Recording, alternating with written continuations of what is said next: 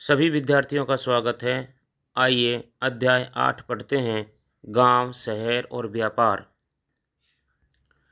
लोहार की दुकान पर प्रभाकर प्रभाकर लोहारों को काम करते देख रहा था। एक छोटी सी बेंच पर कुल्हाड़ी और हंसिया जैसे कुछ औजार बेचने के लिए रखे थे। दूसरी ओर भट्टी जल रही थी। औजार बनाने के लिए दो लोग लोहे की एक छड़ को गर्म कर उसे पीट रहे थे। प्रभाकर को ये सब बड़ा मज़ेदार लग रहा था। लोहे के औजार और खेती। लोहे का प्रयोग आज एक आम बात है। लोहे की चीज़ें हमारी रोज़मर्रा की ज़िंदगी का हिस्सा बन गई हैं। इस उपमहाद्वीप में लोहे का प्रयोग लगभग 3000 साल पहले शुरू हुआ। महापाषाण कब्रों में लोहे के औजार और हथियार बड़ी संख्या में मिले हैं। इनके बारे में तुम अध्याय 4 में पढ़ चुके हो। करीब 2500 वर्ष पहले लोहे के औजारों के बढ़ते उपयोग का प्रमाण मिलता है। इनमें जंगलों को साफ करने के लिए कुल्हाड़ियाँ और जुताई के लिए हलों के फाल शामिल हैं। अध्याय 5 में तुमने पढ़ा था कि लोहे के फाल के इस्तेमाल से कृषि उत्पादन बढ़ गया।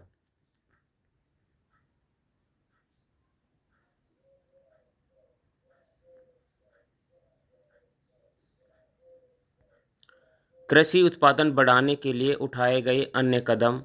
सिंचाई। समृद्ध गांवों के बिना राजाओं तथा उनके राज्यों का बने रहना मुश्किल था। जिस तरह कृषि के विकास में नए औजार तथा रोपाई अध्याय 5 महत्वपूर्ण कदम थे, उसी तरह सिंचाई भी काफ़ी उपयोगी साबित हुई। इस समय सिंचाई के लिए नहरें, कुएं, तालाब तथा कृत्रिम जलाशय बनाए गए। यहाँ पे औजारों की सूची में इन चित्रों के नाम चुनो। हंसिया, कुल्हाड़ी और संडासी। ये हंसिया, कुल्हाड़ी और संडासी है।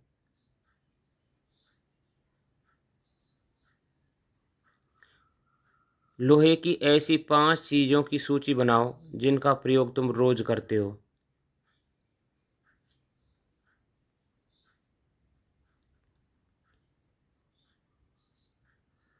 इस चार्ट में तुम्हें सिंचाई से आए परिवर्तन दिखाए गए हैं। खाली स्थानों में सही वाक्य भरो। लोगों द्वारा परिश्रम किया गया। किसानों को लाभ मिला क्योंकि अब उत्पादन की अनिश्चितता घटी। कर अदा करने के लिए किसानों को उत्पादन बढ़ाना था। राजाओं ने सिंचाई की योजना बनाई और धन खर्च किया। यह चार्ट आप ध्यान से पढ़ेंगे और इसे सही वाक्य से पूर्ण करना है। गांवों में कौन रहते थे? इस उपमहाद्वीप के दक्षिणी तथा उत्तरी हिस्सों के अधिकांश गांवों में कम से कम 3 तरह के लोग रहते थे। तमिल क्षेत्र में बड़े भूस्वामियों को वेल्ला, साधारण हलवाहों को उणवार और भूमिहीन मजदूर दास, कड़ेसियार और अधिमई कहलाते थे। देश के उत्तरी हिस्से में गांव का प्रधान व्यक्ति ग्राम भोजक कहलाता था। अक्सर एक ही परिवार के लोग इस पद पर कई पीढ़ियां तक बने रहते थे, यानी कि यह पद आनुवांशिक था। ग्राम भोजक के पद पर आमतौर पर गांव का सबसे बड़ा भूस्वामी होता था। साधारणतया इनकी ज़मीन पर इनके दास और मजदूर काम करते थे। इसके अतिरिक्त प्रभावशाली होने के कारण प्राय राजा भी कर वसूलने का काम इन्हें ही सौंप देते थे। ये न्यायाधीश का और कभी-कभी पुलिस का काम भी करते थे। ग्राम भोजकों के अलावा अन्य स्वतंत्र कृषक भी होते थे, जिन्हें गृहपति कहते थे। इनमें ज़्यादातर छोटे किसान ही होते थे। इसके अतिरिक्त कुछ ऐसे स्त्री पुरुष थे जिनके पास अपनी ज़मीन नहीं होती थी। इनमें दास कर्मकार आते हैं थे, जिन्हें दूसरों की ज़मीन पर काम करके अपनी जीविका चलानी पड़ती थी। अधिकांश गांवों में लोहार, कुम्हार, बढ़ई तथा बुनकर जैसे कुछ शिल्पकार भी होते थे। प्राचीनतम तमिल रचनाएं। तमिल की प्राचीनतम रचनाओं को संगम साहित्य कहते हैं। इनकी रचना करीब 2300 साल पहले की गई। इन्हें संगम इसलिए कहा जाता है क्योंकि मदुरई देखो मानचित्र 7 पृष्ठ 89 के कवियों के सम्मेलनों में इनका संकलन किया जाता था। गांव में रहने वालों के जिन तमिल नामों का उल्लेख यहाँ किया गया है वे संगम साहित्य में पाए जाते हैं।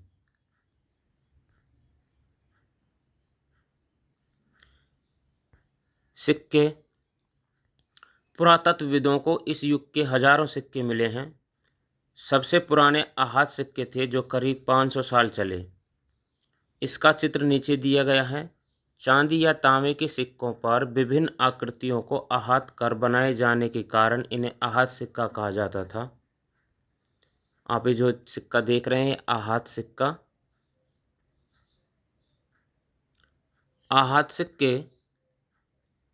आहत सिक्के सामान्यतः आयताकार और कभी कभी वर्गाकार या गोल होते थे।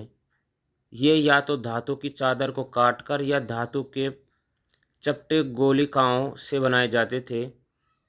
इन सिक्कों पर कुछ लिखा हुआ नहीं था, बल्कि इन पर कुछ चिन्ह ठप्पे से बनाए जाते थे, इसलिए ये आहत सिक्के कहलाए।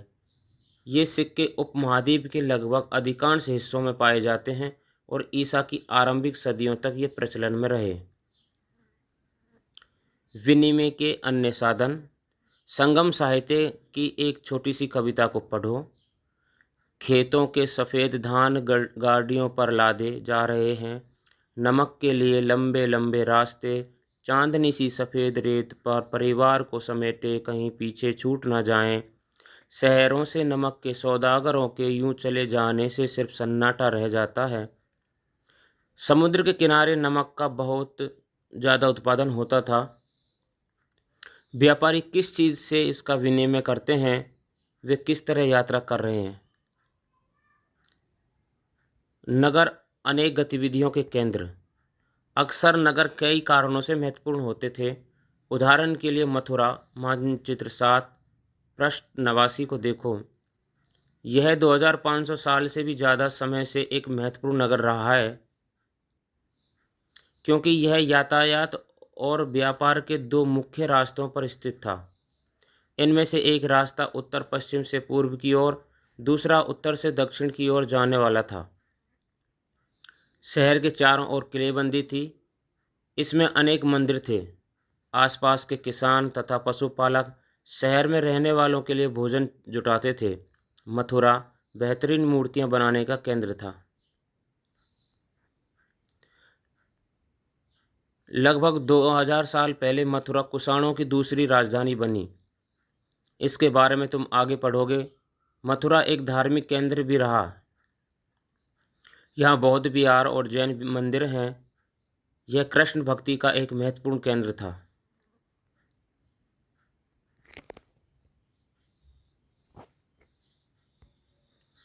मथुरा में प्रस्तर खंडों तथा मूर्तियों पर अनेक अभिलेख मिले हैं। आमतौर पर ये संक्षिप्त अभिलेख हैं जो स्त्रियों तथा पुरुषों द्वारा मठों या मंदिरों को दिए जाने वाले दान का उल्लेख करते हैं।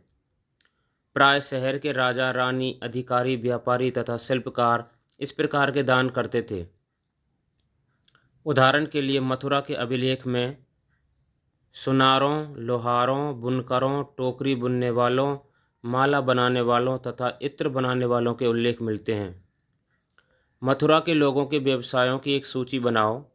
एक ऐसे व्यवसाय का नाम बताओ जो हड़प्पा में नहीं था।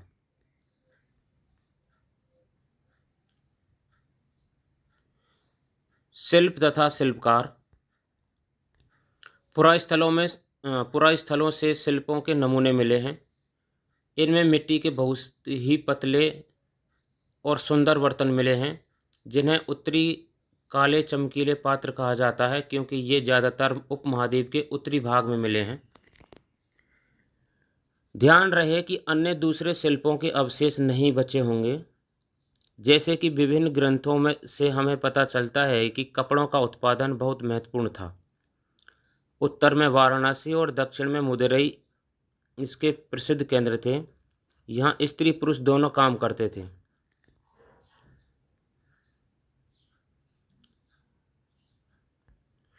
उत्तरी काले चमके पात्र, ये एक कठोर चाक निर्मित धातु की तरह दिखने वाले तथा चमकदार काली सतह वाले पात्र हैं।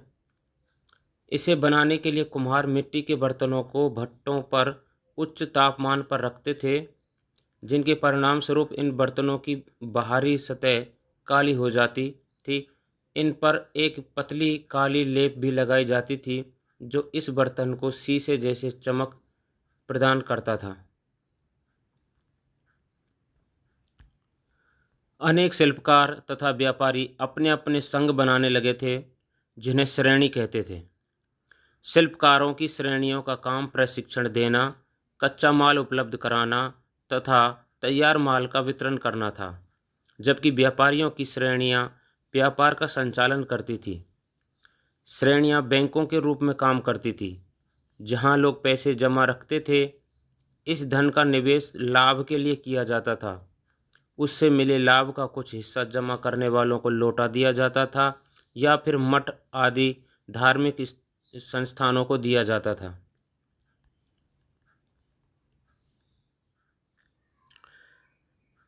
सूत कातने और बुनने के नियम।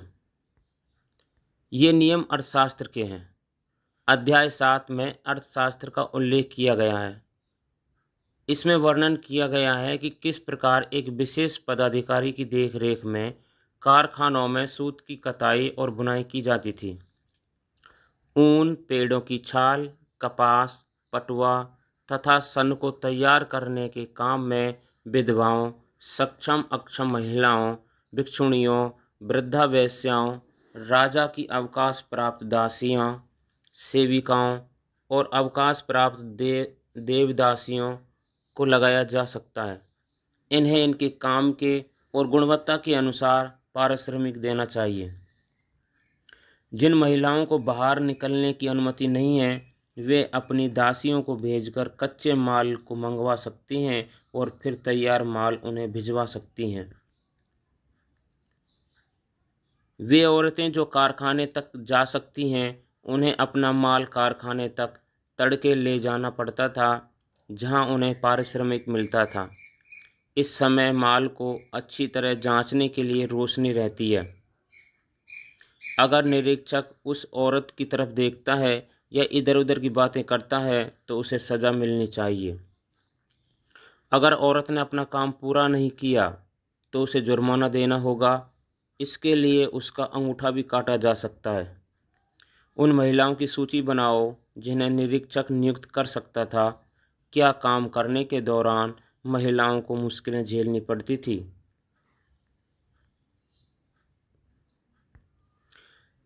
सूक्ष्म निरीक्षण अरिकामेडु।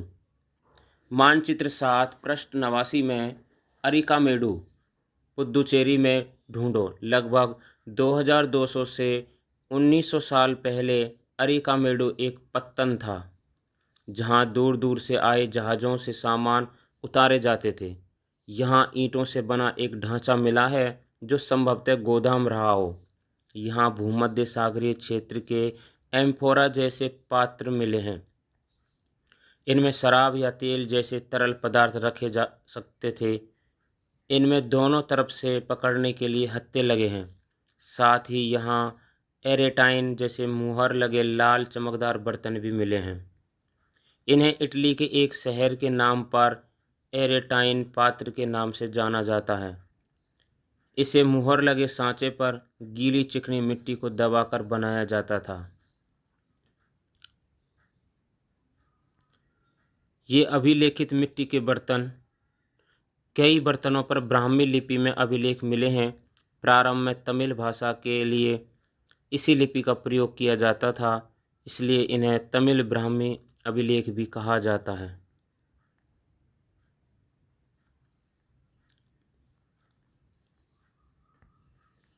कुछ ऐसे बर्तन भी मिले हैं जिनका डिजाइन तो रोम का था, किंतु वे यहीं बनाए जाते थे। यहाँ रोमन लैंप, शीशे के बर्तन तथा रत्न भी मिले हैं। साथ ही छोटे छोटे कुंड मिले हैं जो संभवतः कपड़े की रंगाई के पात्र रहे होंगे। यहाँ पर शीशे और अर्ध बहुमूल्य पत्थरों से मनके बनाने के पर्याप्त साक्ष्य मिले हैं। रोम के साथ संबंध दर्शाने वाले साक्ष्य की सूची बनाओ।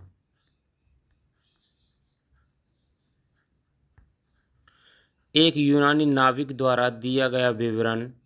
बेरीगाजा, भरूच का यूनानी नाम की कहानी।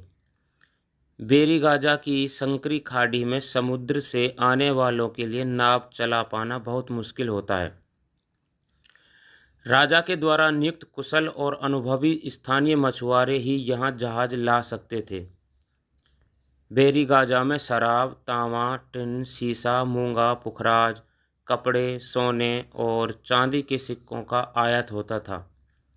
हिमालय की जड़ी बूटियाँ, हाथी दांत, गोमेद, कार्नेलियन, सूती कपड़ा, रेशम तथा इत्र यहाँ से निर्यात किए जाते थे। राजा के लिए व्यापारी विशेष उपहार लाते थे। इनमें चांदी के बर्तन, गायक किशोर, सुंदर औरतें, अच्छी शराब तथा उत्कृष्ट महीन कपड़े शामिल थे। बेरीगाजा से आयात और निर्यात होने वाली चीज़ों की सूची बनाओ। दो ऐसी चीज़ें बताओ जिनका उपयोग हड़प्पा युग में नहीं होता था। व्यापार और व्यापारी।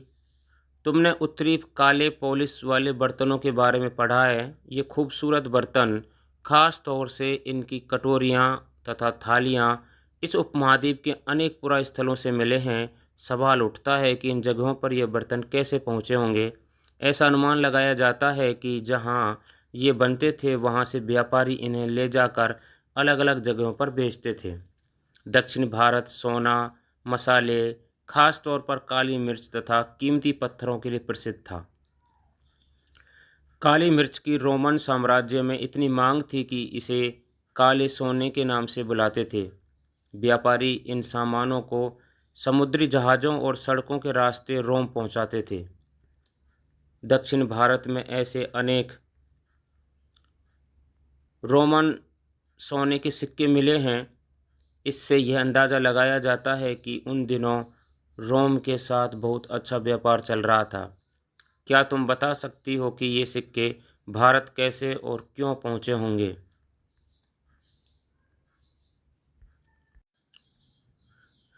व्यापार से जुड़ी एक कविता।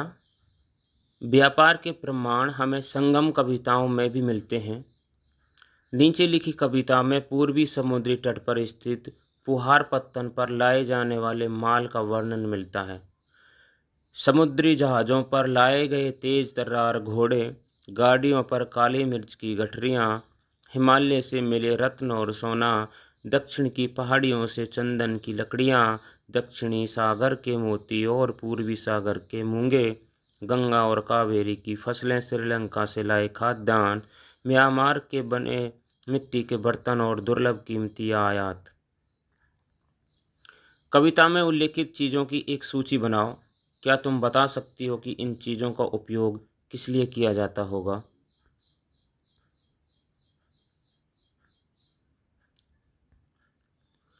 व्यापारियों ने कई समुद्री रास्ते खोज निकाले। इनमें से कुछ समुद्र के किनारे चलते थे, कुछ अरब सागर और बंगाल की खाड़ी पार करते थे। नाविक मानसूनी हवा का फ़ायदा उठाकर अपनी यात्रा जल्दी पूरी कर लेते थे। वे अफ्रीका या अरब के पूर्वी तट से इस उपमहाद्वीप के पश्चिमी तट तक पहुंचना चाहते थे, तो दक्षिणी पश्चिमी मानसून के साथ चलना पसंद करते थे। इन लंबी यात्राओं के लिए मजबूत जहाज़ों का निर्माण किया जाता था। समुद्र तटों से लगे राज्य। इस उपमहाद्वीप के दक्षिणी भाग में बड़ा तटीय प्रदेश है। इनमें बहुत से पहाड़, पठार और नदी के मैदान हैं। नदियों के मैदानी इलाकों में कावेरी का मैदान सबसे उपजाऊ है। मैदानी इलाकों तथा तटीय इलाकों के सरदारों और राजाओं के पास धीरे धीरे काफ़ी संपत्ति और शक्ति हो गई। संगम कविताओं में मूवेंदार की चर्चा मिलती है। यह एक तमिल शब्द है जिसका अर्थ तीन मुखिया है। इसका प्रयोग तीन शासक परिवारों के मुखियाओं के लिए किया गया है। ये थे चोल, चेर और पांड्य। मानचित्र 7 पृष्ठ 89, जो करीब 2300 साल पहले दक्षिण भारत में काफ़ी शक्तिशाली माने जाते थे। इन तीनों मुखियाओं के अपने दो दो सत्ता केंद्र थे। इनमें से एक तटीय हिस्से में और दूसरा अंदरूनी हिस्से में था। इस तरह 6 केंद्रों में से 2 महत्वपूर्ण थे। एक चोलों का पत्तन पुहार या कावेरीपट्टिनम, दूसरा पांड्यों की राजधानी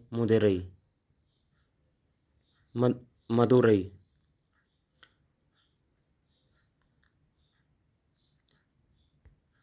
ये मुखिया लोगों से नियमित कर के बजाय उपहारों की मांग करते थे। कभी कभी ये सैनिक अभियानों पर भी निकल पड़ते थे और आसपास के इलाकों से शुल्क वसूल कर लाते थे। इनमें से कुछ धन वे अपने पास रख लेते थे, बाकी अपने समर्थकों, नाते रिश्तेदारों, सिपाहियों तथा कवियों के बीच बांट देते थे। अनेक संगम कवियों ने उन मुखियाओं की प्रशंसा में कविताएं लिखी हैं, जो उन्हें कीमती जवाहरात, सोने, घोड़े, हाथी, रथ या सुंदर कपड़े दिया करते थे। इसके अलावा 200 वर्षों के बाद पश्चिमी भारत मानचित्र 7 पृष्ठ 89 में सातवाहन नामक राजवंश का प्रभाव बढ़ गया। सातवाहनों का सबसे प्रमुख राजा गौतमी पुत्र श्री सातकर्णी था। उसके बारे में हमें उसकी माँ गौतमी बलश्री द्वारा दान किए गए एक अभिलेख से पता चलता है। वह और अन्य सभी सातवाहन शासक दक्षिणापथ के स्वामी कहे जाते थे। दक्षिणापथ का शाब्दिक अर्थ दक्षिण की ओर जाने वाला रास्ता होता है। पूरे दक्षिणी क्षेत्र के लिए भी यही नाम प्रचलित था। श्री सातकर्णी ने पूर्वी, पश्चिमी तथा दक्षिणी तटों पर अपनी सेनाएं भेजी। क्या तुम बता सकती हो कि श्री सातकर्णी तटों पर नियंत्रण क्यों करना चाहता था?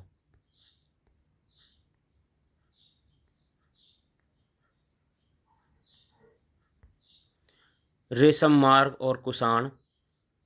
कुछ शासक इसके बड़े बड़े हिस्सों पर अपना नियंत्रण करना चाहते थे, क्योंकि इस रास्ते पर यात्रा कर रहे व्यापारियों से उन्हें कर, शुल्क तथा तोहफों के जरिए लाभ मिलता था। इसके बदले ये शासक इन व्यापारियों को अपने राज्य से गुजरते वक्त लुटेरों के आक्रमणों से सुरक्षा देते थे। सिल्क रूट पर नियंत्रण रखने वाले शासकों में सबसे प्रसिद्ध कुषाण थे। करीब 2000 साल पहले मध्य एशिया तथा पश्चिमी उत्तर भारत पर इनका शासन था। पेशावर और मथुरा इनके दो प्रमुख शक्तिशाली केंद्र थे। तक्षशिला भी इनके ही राज्य का हिस्सा था। इनके शासनकाल में ही सिल्क रूट की एक शाखा मध्य एशिया से होकर सिंधु नदी के मुहाने के पत्तनों तक जाती थी। फिर यहाँ से जहाज़ों द्वारा रेशम पश्चिम की ओर रोमन साम्राज्य तक पहुँचता था। कल्पना करो, तुम्हारे पास कोई पांडुलिपि है जिसे एक चीनी तीर्थयात्री अपने साथ ले जाना चाहता है। उसके साथ अपनी बातचीत का वर्णन करो। कुछ महत्वपूर्ण तिथियों का वर्णन यहाँ किया गया है, ध्यान से पढ़ेंगे कि उपमहाद्वीप में लोहे के प्रयोग की शुरुआत करीब 3000 साल पहले,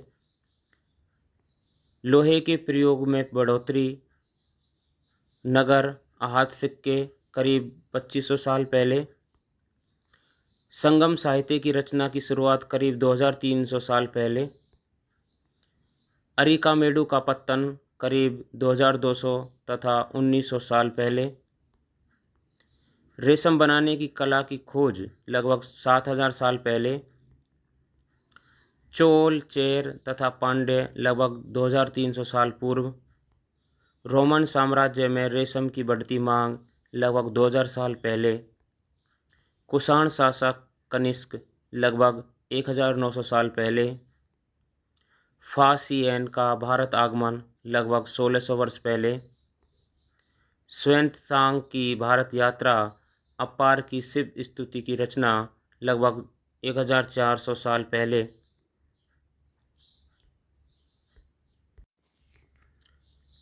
इस तरह से हमने संपूर्ण पाठ का अध्ययन किया। आगे भी आप सभी पाठों का अध्ययन करते रहेंगे। इसके लिए आप हमारे यूट्यूब चैनल को सब्सक्राइब ज़रूर कर लें। धन्यवाद।